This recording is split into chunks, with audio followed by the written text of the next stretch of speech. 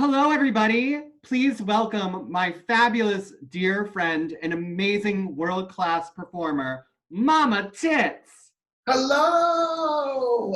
Hi, Diva. How are you? Oh, it's so good to see your face. I'm gonna miss you this year in Provincetown if I get there. Ugh, that's the story with a lot of people right now.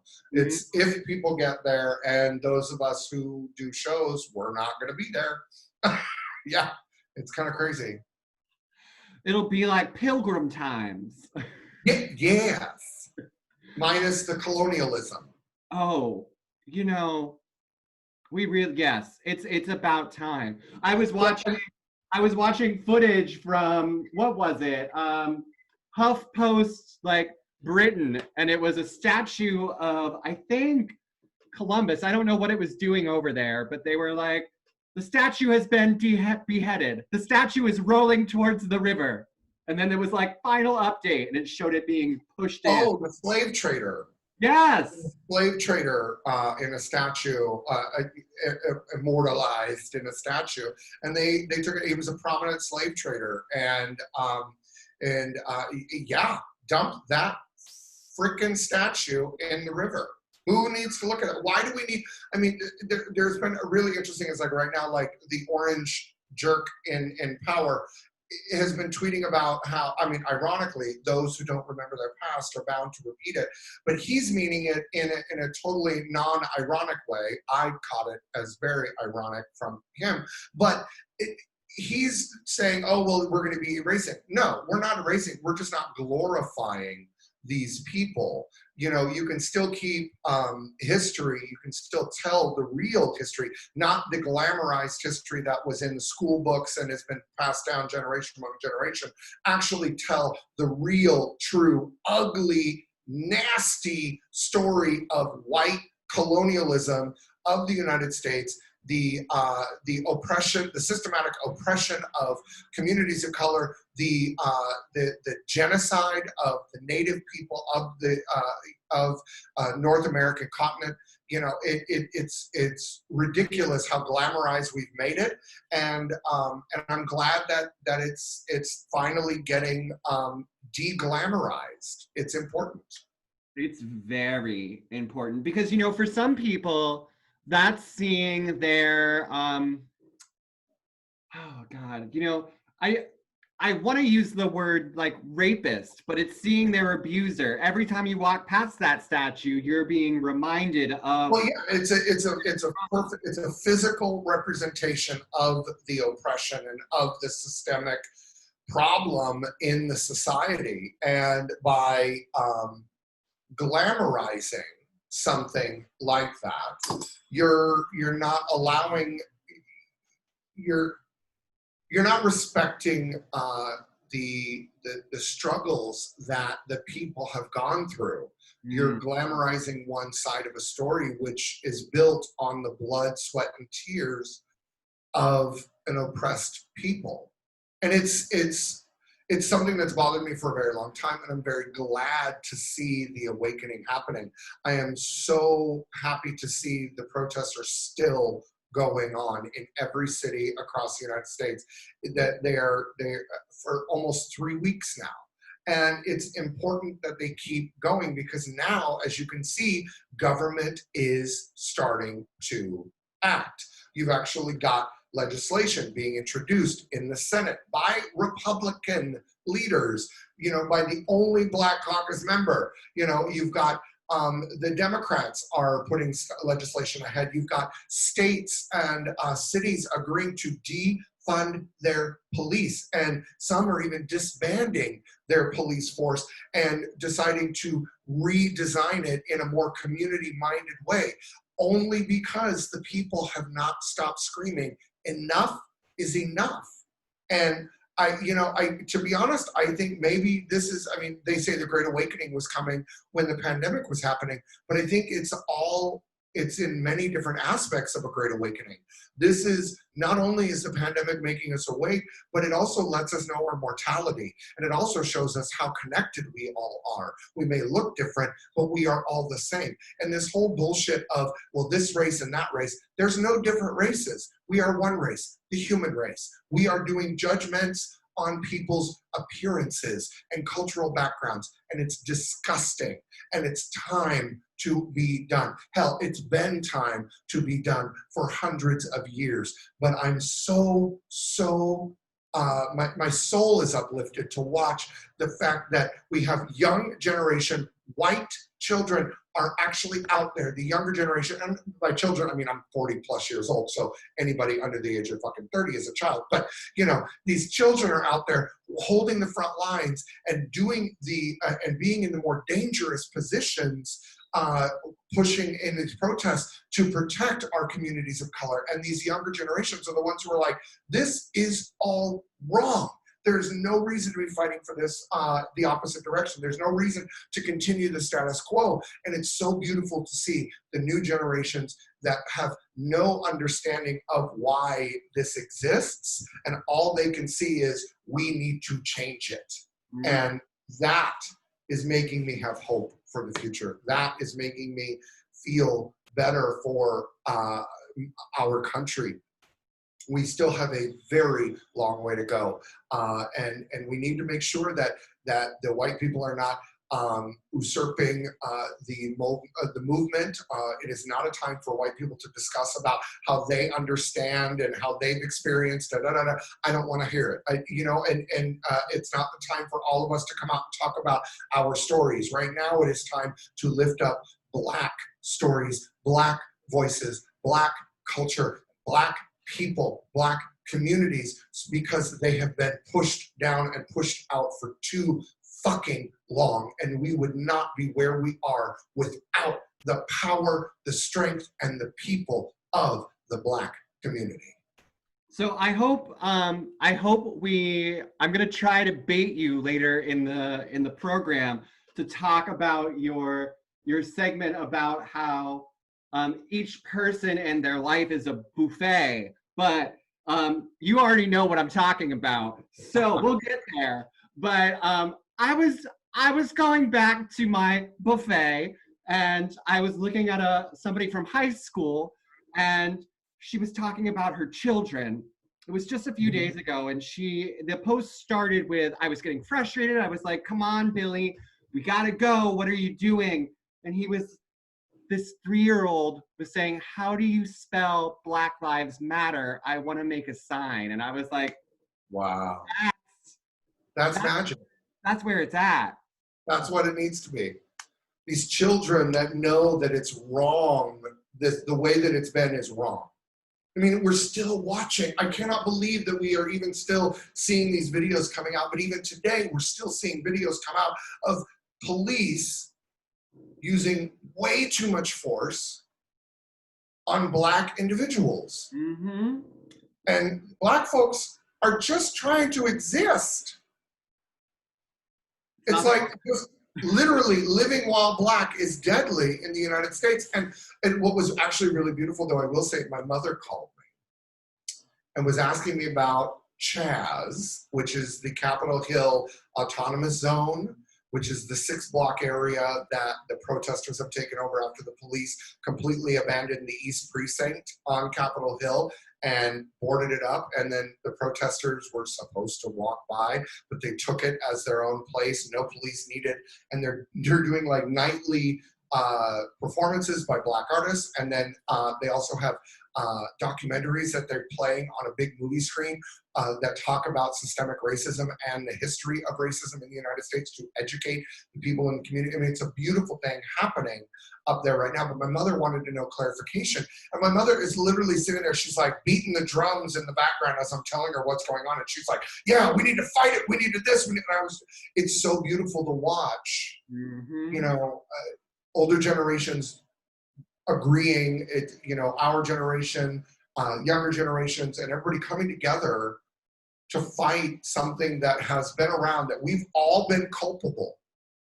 Every single one of us has been culpable. Every white person in the United States has played a role in this game, in privilege and in our quote unquote our elevated level in society. And we've either garnered we've either received benefits because of it, or we've had better experiences because of it, and it's time to pay it all back by sitting back, shutting the fuck up, listening to our brothers and sisters and siblings of color, listening to what they want, and then using our privilege after we've gathered this information to affect that change and use that power to break down this fucking system.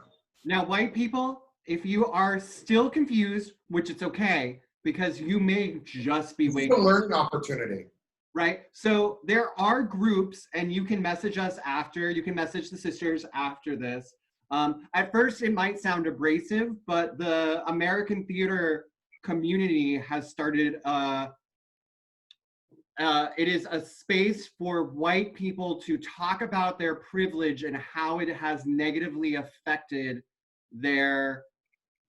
our Black colleagues, because what we're hearing is our Black colleagues are tired. They are exhausted.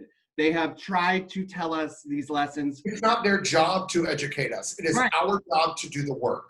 And it is not our Black folks' responsibility to teach us how we need to make change. It is not our Black folks' responsibility to teach us what we're doing wrong. It is our responsibility to allow them the time to rest.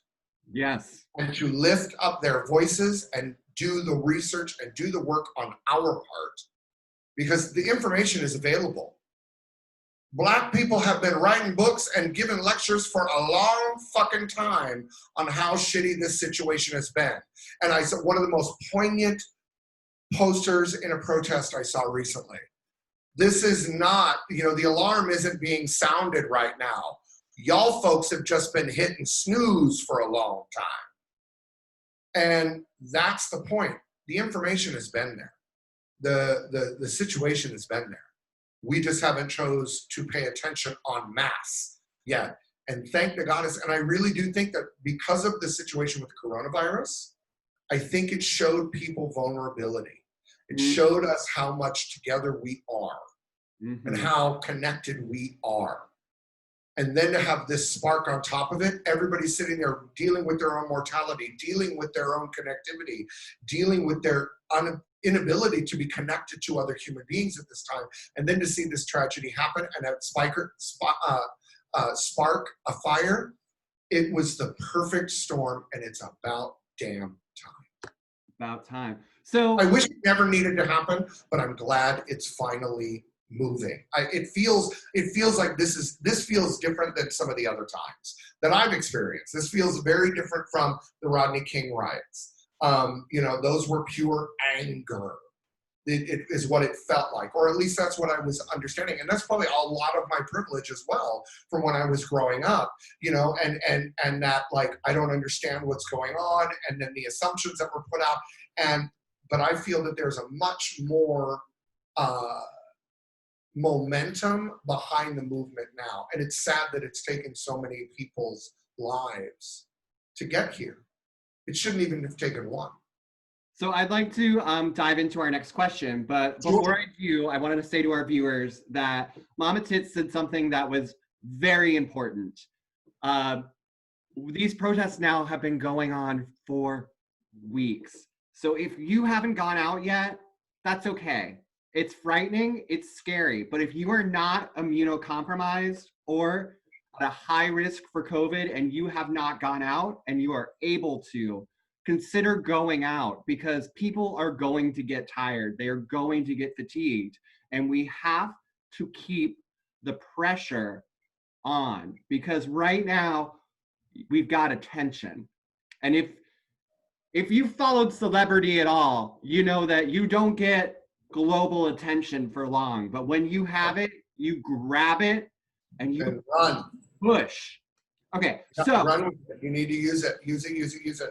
I mean, in Seattle, they're already working. I know, and in other cities, they're holding the lines 24 hours a day, 7 days a week, and they are holding the protests, and they have people taking shifts, keeping areas. So if you are physically able and are mentally able to, to handle going out into a situation like that while mitigating your risks, please consider getting out there and supporting the cause, and chipping in any way you can. Just your body being there, being silent to observe, and just being a physical presence there helps the movement, because we don't need the extra voices to come in and to spout what you want. Just go and observe and listen and be present.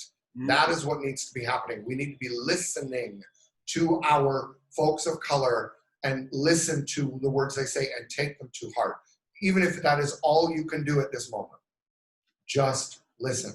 Even if you can't afford to do, if you can't do that, and maybe you can afford to give, donate to the Black Lives Matter movement. And if you can't afford to donate, you can also do, somebody showed me something recently where a friend of mine, Kanan, was talking about how maybe you can't afford to donate right now. You don't have a lot of money, but there are ways to do it by like running videos on YouTube, certain videos on YouTube, where the ads that play during those videos will then pay a donation to the Black Lives Matter movement. So there are different ways to be a part of this, but just please share whatever live streams you can on social media, even if you can't be out on the streets. Get the information out there. Do not let the corrupted media give you their propaganda spin, no matter on the right or on the left. You need to see it for yourself. Watch what's really happening with your eyes. Get out there, watch it, and contribute. I think the buzzword should be lives are not ratings. It's not, yeah, they're not, the lives are not about getting popularity. No.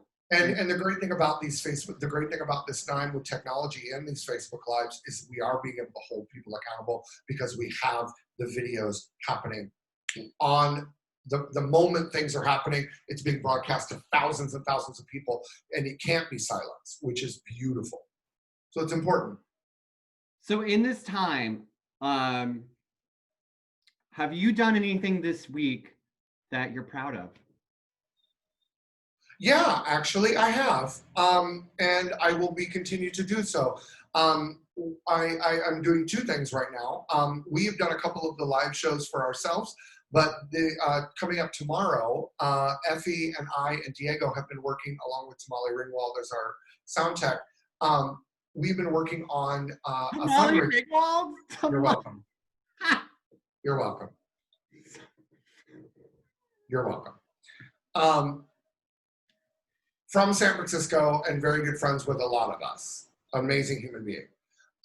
So Tamale and I and Effie and Diego have been working on the show. And the show that we're doing tomorrow, we are giving 100% of every peso, every dollar, every Canadian dollar or euro or whatever is sent to us. We are giving it to 4 businesses' employees, not to the businesses, directly to the employees. So we will be we'll be live streaming that show, and 3 of the 4 companies are tiny. Like one of the companies I think has 3 employees, another company has 5, and the other one I think has 8 or 10. So I think we have like a total of less than 20 in 3 of the 4 companies. The 4th company is the theater, Act 2 Stages, that I work at, and the staff there, and we're giving it to their employee food bank fund, so the money will go directly into the food bank to buy food for the group, and it'll go further that way. But the other 3 bars, which is Reina's, Apache's, and Anonimo, we're giving the money directly to the staff so that they can either pay bills, they can buy food, they can do whatever they need to with it. And I'm really proud of that. And then we're also building another show that we'll be doing on Sunday, June 28th, which is the last Sunday in June, and it's called Queen for Queen, and you're getting an exclusive announcement right here on your program. Queen for Queen is a fundraiser put on by the headliners in the cabarets here in Puerto Vallarta for the local Puerto Vallarta Mexicana queens that have been working in the bars. So we have got a star-studded list of participants, including and not limited to Suddenly Seymour, Delighted to Be Here, Gigi Monroe, Yeah. Jackie Beat, Sherry Vine, The Kinsey Six, Miss Conception, Varla Jean Merman, Raja from RuPaul's Drag Race, Tammy Brown from RuPaul's Drag Race, myself, Miss Tamale Ringwald, Joanna of Chi Chi Ronas and Joanna, the Dueling Drag Divas, and more are letting us know if they're able to contribute to the show. Every dollar we will be raising will go to the 25 local working girls that have been asked to be a part of different shows, but nobody's really given them any money right now. And they've been so gracious to work on everybody else. And I wanted to do this because every single one of us is an international queen coming to this small community, doing really well, making money at these theaters while these local girls are working in the bars and doing, you know, a traditional scene. But typically what you would see is, unfortunately, there's a lot of cattiness and drama. Never have any of these local divas ever been disrespectful or rude or nasty to any of us. They've been welcoming, kind. They come out, they support our shows. They tell everybody to go to our shows. They're friendly. They give us insider tips. So the least we can do at this time is give back to the sisters that have welcomed us in their home. So I'm so proud of both of those projects right now. That's amazing. Have you made any negative or positive discoveries this week? And if so, what are they? I mean, I know this quarantining, this staying at home thing really opens up the floodgates for introspection, right? And when you're like, I'm not actually mad at you, I'm mad at the dirt. No, like, what? So oh, wow, you feel that's so genteel.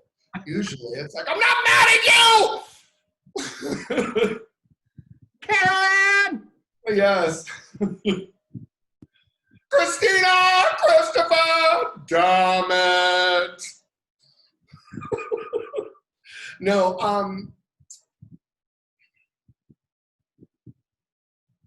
you know, that's interesting.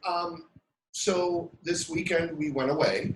We actually got away. We snuck away out of Vallarta and went a couple hours outside of the city to a very secluded beach community still on the same coastline, but quite a ways away from Vallarta, and no cell reception, no nothing. And it was beautiful, and it was magical. And I realized, the one thing I have realized through this quarantine is I like the idea of not doing a 9-to-5 grind. I like the idea of not overscheduling everything and doing this and doing that. I like the idea of doing a little bit here and there and not, you know, making sure that you can make a living, but not kill it. I don't need to kill myself. Mm-hmm. And I also made a discovery that one of these days I'm probably going to own my own little resort, beach, hotel, day, vacation type of thing, because I think I'm going to do the whole fucking tiki life. Like, that's going to be me. I did that this weekend in Maito, and I was like, there was an outdoor kitchen. Like, the only place that was inside was your room. Everything else was outside. The lobby was on the sand, under a palapa, and driftwood tables, and outdoor open air kitchen. And that, I was like, this is my happy place. And I was perfectly happy. And I was like, so I think I've got some future goals. So I don't think anything really negative. I mean, besides the fact that the orange ass hat needs to go, and that the United States is in a very, very interesting and sad state of affairs. But there is glimmers of and lightning bolts of hope still happening. So I wouldn't say anything negative, but introspection has been a topic of this quarantine. So, first of all, thank you, because that's, of course, I can imagine it. It's like Mama's Tits Resort, then, you know, like the umbrellas shaped like boobies, and like just. Oh, girl, it will be and it will have nightly performances. There will be an actual stage. Drink, you know, like. Yeah, I may not ever do drag again, but I will be one flamboyant faggot on a beach. Like, I'll tell you what, like, once I get my little beach club, I'll be like, no more makeup except for a lip. Like, I mean, a lip's fun. you know, a good lip. I Oh, mean, they're necessary, right? To they're, fines. hell, if I go to my doctor to get my lips bigger, I might as well add some paint to the goddamn body work, you know? So I find you, Very attractive, I know. yes, I have had the pleasure now of knowing you for about 2 or 3 years. And Uh-huh. um, in that time, I have found you to be very cerebral, very, and I'll explain that, very empathetic and very patient. When Mama Tits is performing, she testifies. She spreads gospel, and I think no matter what community or creed you're from, you might have a word for that, for testifying and spreading gospel. So I wanted to know how in your late 30s, early 40s position where you are now, how have you developed this this sense of self, this strength, and this mantra, this way of life? How have you landed here? It's been a journey. Everything that has happened in my life has led me here. And that's something that I actually try to tell people a lot is like, don't regret the shit that happens in your life. Even the shit you fuck up, the shit you get in trouble for, the shit you do wrong, and the shit you have to learn big hard lessons from. Don't regret it, because every single thing you go through makes you who you are from that point forward. You know, because if you regret things, or you say, oh, I wish I could change it, you change one thing in your life and you're not the person you are currently. You know, and so for me, I have what the now tainted Robbie Turner would say, and it's called my dark trailer past. Because when Jeremy and I, back in the day, Jeremy and I, before Drag Race and all that stuff, before she killed her career with an Uber, you know, we had a lot of conversations, and then we got into talking about life in the past, and some of the things that happened in my past are pretty dark, and you know, we all have dark past. I mean, it is not a competition, you know, and so everybody knows troubling past, and so he would joke about it because it would get a little bit too much for him, and he would call it my dark trailer, you know, because we have some very interesting things in my family's past. With, you know, anyway, just lots and lots of, I'm debating on, well, I mean, to be honest, my family is not going to see this. And if they do, who really cares? You know, there was, my mother has her own story with my deceased step grandfather, which was not a good relationship between a stepdad and a female child, if you catch my drift. And then I had a grandmother who was also verbally abusive to my mother, and then later on in life, grandmother being continually verbally abusive to the family, and then ends up in hospice care in her home. My uncle ends up killing her to end her days. You know, my uncle, like, it's craziness, allegedly. And it's, he just died too. So it's like, well, he can't sue me. So there's nobody left. There's nobody left there. But it's, I mean, and then when I start talking about like my past and my sexual assault as a child, and you know, and different things that had happened to me, and the abuse that I endured from a mother who was actually very damaged herself, and didn't know any better, and made mistakes, and hurt me for a long time, and then, you know, and then trying to atone for that, and now her and I creating a beautiful relationship with boundaries, but with understanding. And she knows that I will always talk about my story, and it's nothing negative to her. It's taken her time, but she also appreciates it because it is important. And then my history with the Sisters of Perpetual Indulgence. You know, I've been a drag queen since I was 16 years old. I'm 41 now. So you do the damn math. But I joined the Sisters of Perpetual Indulgence in 2004. And I joined the Sisters of Perpetual Indulgence after I went to Wackanon, which was an S&M fundraiser where the nuns were the bottoms in the S&M roles. And you would donate money to the charity and like we would get on the St. Andrew's Cross, or they would have like a ruler time where they would smack you with a ruler or this or that. It did get to a point where when consent and all these other different things started getting to be a big thing, we ended up having to pull the event because outward optics wasn't appreciated as it was during the kink community. But it was a time that inspired me, and then being with the nuns taught me the cause, taught me the heart, taught me the soul, taught me the motivation behind what we do. Granted, I love the spotlight. I love to be fabulous. I love to be looked at. I love to be liked. But most everybody does. But the difference between going out there and just being obnoxious to get people to pay attention to you, getting on TikTok and doing all that other stuff, you know, which whatever, if that's your thing, do your thing. But I wanted to have an actual reason behind the fantasticness, behind just going out. Because, you know, I was a club kid when I was younger, so I did the just going out to be fabulous and da-da-da-da-da, and I was kind of bored with that.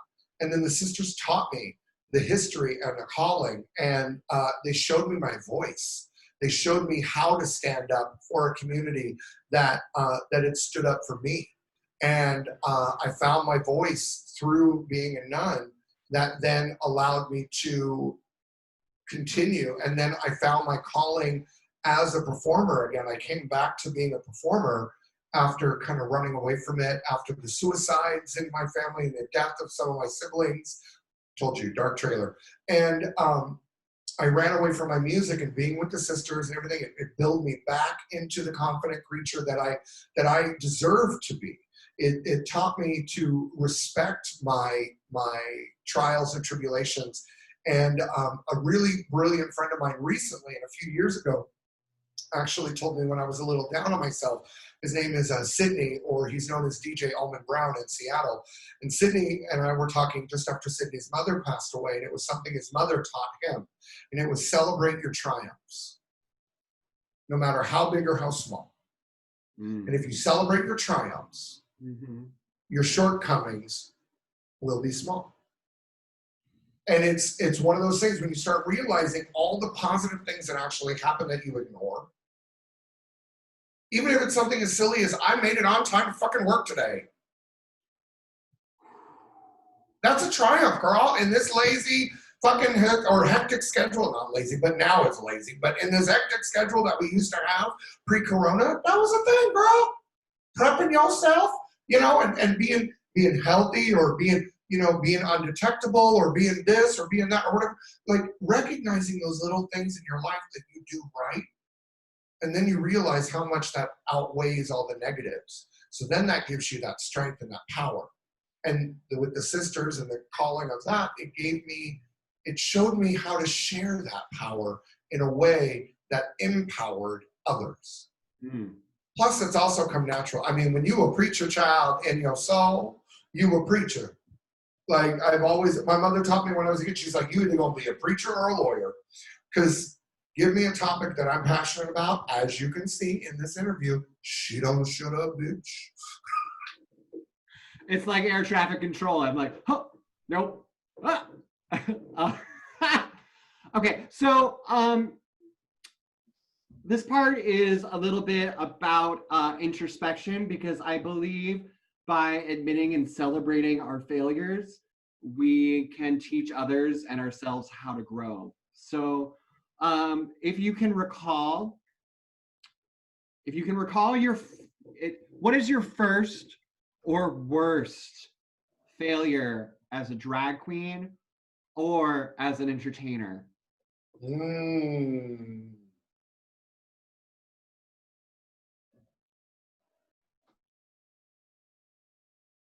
You know, I don't have any. Totally joking. Modest flower. One of the biggest failures I ever had was when I took a chance and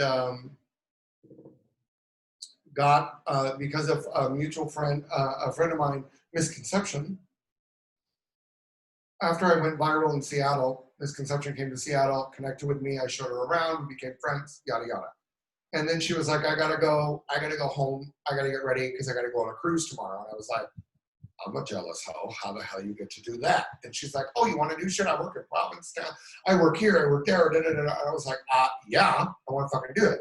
Being the most generous person in the industry, as Misconception is, she immediately contacted one of the owners of a theater down here and got me an opportunity to come down and help get me booked. And then with his recommendation and the corroboration of Miss Turleen or John Whelan, I got the job, and the job was me and my troupe. I wanted to bring my entire troupe from Seattle down, and we were doing mini musicals. And we did 3 mini musicals in one show: 15-minute Mamma Mia, 30-minute Hairspray, and 45-minute Little Shop of Horrors, back to back to back. It was Mamma Mia, Hairspray, intermission, Little Shop. Ta-da! It was epic. We sold out the show in Seattle. We sold out a 300-person venue, sold it out like that. People went apeshit. They loved it. Came to Puerto Vallarta, it flopped. Lost about $10,000 on that trip. Because the husband and I paid for everybody's airfare, everybody's housing, everybody's luggage, and paid everybody a fee. A flat fee for that time instead of like a percentage. So I learned a big lesson and lost all of our money and almost lost our apartment. Ended up having to move out of our apartment into a tiny little studio because we couldn't afford it. Ended up having to get rid of our car. Ended up having to borrow money from my family just so that I could pay rent. And it was humiliating. And then the next year, I was bound and determined to come back, but on my own. And my family was like, give it one more shot. You got to do it at least twice. If it doesn't go the second time, walk away. Went the second time, just me, sang live, did the show, and it blew up. So that biggest mistake turned into one of the best learning experiences I ever had, which was go solo, bitch. All right, there were a lot of pearls of wisdom in there, but that... More, that's totally a shady joke, but yeah, no. And now I'm building up my dream, which is Mama Tits and the Underwires, which is my band and my backup singers and everything. Because now, like, Effie Pissarro and Diego Guerrero are the Underwires, and then we're hoping to add, like, guitar, a cajon player, which would be our percussion, and then a keyboardist. It'd be just amazing. So I know this vehicle, this platform works in PV. I do hope that someday there's a market for that to work in other places, like P-Town. I think that the group, the ensemble, as you have it now and as it may be in the future, has synergy and has magic and has energy and charisma, sexuality. It's the talents of the other two people. Exactly. With mine and the three of us just having fun together. That's the thing. It's like, I'm so honored to be sitting next to Effie Pissarro, American Idol, ridiculous voice, like this wickedly talented individual. And then Diego, who is another wickedly talented individual. He's also a voice instructor, a piano teacher, and an all-around amazing performer, consummate performer. Both of them challenge me every rehearsal because they're both so good and they're gentle to me and they lift me up when I get insecure, and they love what I do and I love what they do, and it's that beautiful love that none of us are trying to take the spotlight. They need a front person, so it's me, because it's just, I'm the biggest bitch. And but they love having me up there and then playing off of that, you know, and it's us, it's our show, you know, and that's why it's also like they're called the Underwires, like not, oh, the Underwires, like they are the Underwires. So, and the play on that is they're the support. If it wasn't for them, it's not there.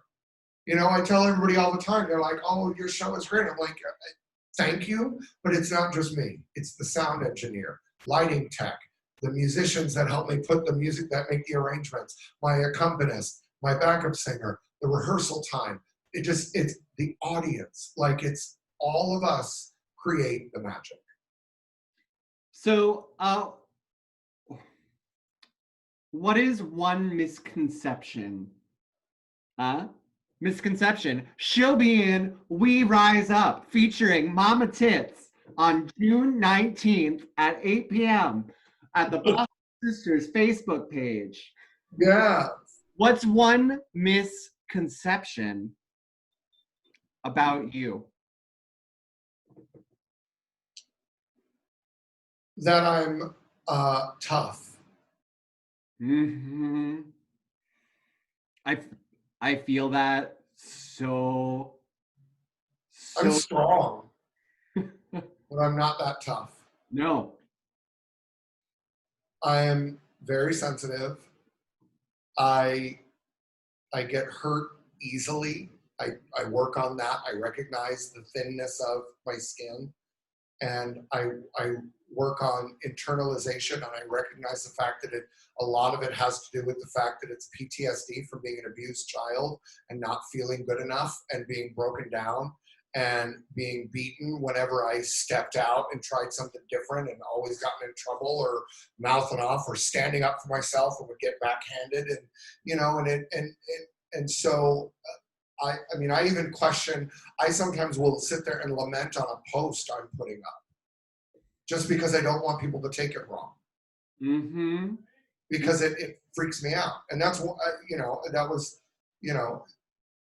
one of the hardest parts. That was, to be honest, that was one of the biggest contentions I had with the Abbey in Seattle, was people misunderstanding me. And they would assume that because I'm gregarious and I'm large and I'm larger than life and I'm naturally loud, I was opera singer as a young kid, and I've always had this resonation in my voice. I boom. I don't even have to try. And I would get called out all the time with the sisters about, oh, it's too self-serving, or you're trying to be da da da da da, and it would trigger this side in me, and it would just crush me, and it broke me down a lot, and it was one of the reasons why I left. And not to say anything negative about the organization, it was just, to be honest, it was the group of people and me and my interaction, how I acted, how they perceived it, how they reacted, how I reacted. I take full ownership on that, but I will never, ever give up my sister, because being a nun was the best choice I ever made in my life. It's one of the most important things I've ever done. I am semi-retired. I don't have it. I don't manifest very often. Because I respect the nuns that do it daily now, I don't want to just come after years and years of being away and then just, even though I have that right as a fully professed sister, I can just show up whenever I want. But I respect the organization, and I haven't seen how the organization has kind of grown and moved. So I would, before I have it back up, I would go back and see how the organization is and everything, and see where their direction is, so that I can be a part of the order instead of just standing out there being, you know, my own situation. But that's, you know, these are the things that have taught me, like, on the dark side, even though I say that that was part of the negative aspects, it taught me so much about me, because if I wouldn't have gone through that, I wouldn't have been introverted to look at what I was adding to that situation and what responsibility I had in all of those interactions. Well, I know, since I've seen you twice now. I know that you perpetuate the philosophy of expiating stigmatic guilt and promulgating universal joy in your shows. It's so deeply a part of your fabric. And so that this is a self-serving question. That being said, what sorry, my roommates are squealing. What does it mean for you when a sister shows up at one of your shows? It actually makes me feel really good. I really enjoy, especially if they're in Habit, like you've shown up in Habit. I think the first time you came as yourself, and then the second time you showed up in Habit. And it was really lovely to see a nun there. And it always, every time a nun shows up, especially if they're in Habit, I make sure I call them out. But if I know they're there, I call them out, and I take a moment to always give our mission statement so that people understand what the organization is, because it's hard to believe that now in 2020, there are still people who don't know who the nuns are. But I love the organization. I love what it stands for, even with all of its shortcomings, if you will. We all go through learning processes. We all go through, and I think that is one of the most magical things about that organization, is it's never afraid to look at itself and say, yeah, no, we fucked that up, and we're going to change, and we're going to do right this time. We're going to go the opposite direction, and we're going to do what we need to do instead of just talking. The nuns walk, and it resonates within my soul, and it feels like family. It does every time I see a nun. So before we move into our last segment, I would like to invite you, and you can say no, but I'd like to invite you to, I'd like to ask you to do your monologue about life's buffet. You may not be prepared. I don't know if I'm prepared for that one. That's okay. About just the fact that life is not a buffet. It's not something that it's what's interesting is okay.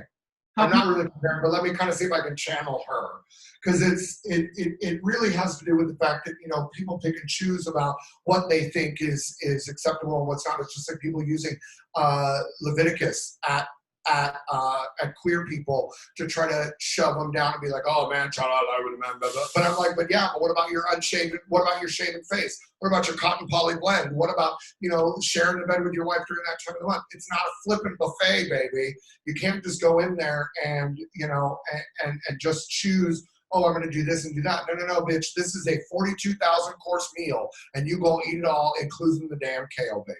You can't just pick and choose what you want. It's gonna be there. It's all for you. It's all or nothing, honey. So, and that's the thing. It's like life truly is. It's just like the famous saying, "Life is a banquet, and most poor souls are starving to death." And it's true. Get out there and enjoy it. Even the shit that you don't think you'd like, try it. If it ain't gonna hurt you, if it ain't gonna put you in a point of unsafe play, in life, but hell, if you want to take risks and you're an adult, that's fine too. Just be responsible for your actions and have fun and get out there and dive into that buffet, baby. Dive into it. So thank you. We're going to move into rapid fire or stream of consciousness. Ooh, I can either. They are very simple questions, and you can answer them or say pass. Okay. Boxers or briefs? Neither. Ooh. Coffee or tea? Coffee.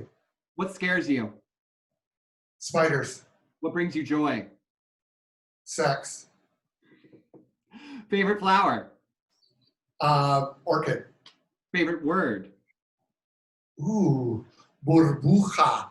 In Espanol, it means bubbles. Can you say that again? Burbujo. It's burbuja or burbujo. It's just a fun word. I think it's fun. How old are you? 41. Best snack? Ooh, wheat cookies.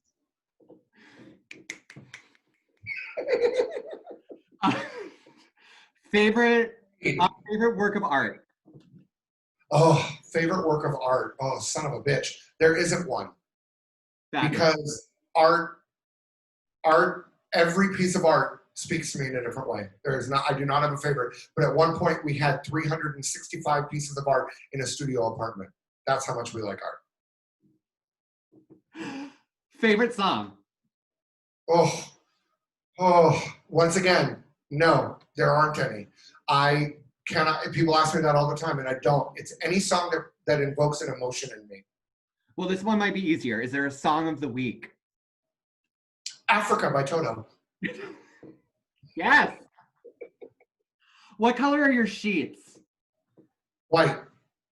Socks or no socks? I only wear socks when I have to. Sandals or shoes?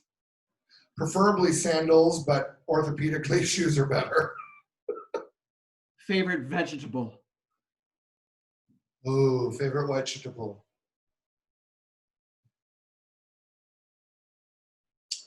I'd have to say, I mean, I'd probably say carrot. It's good. It's got lycopene, I think. Yeah, if it's a good, I mean, a favorite vegetable. Yeah, I'd say carrot. Yeah. And what is your favorite dirty word? Fuck.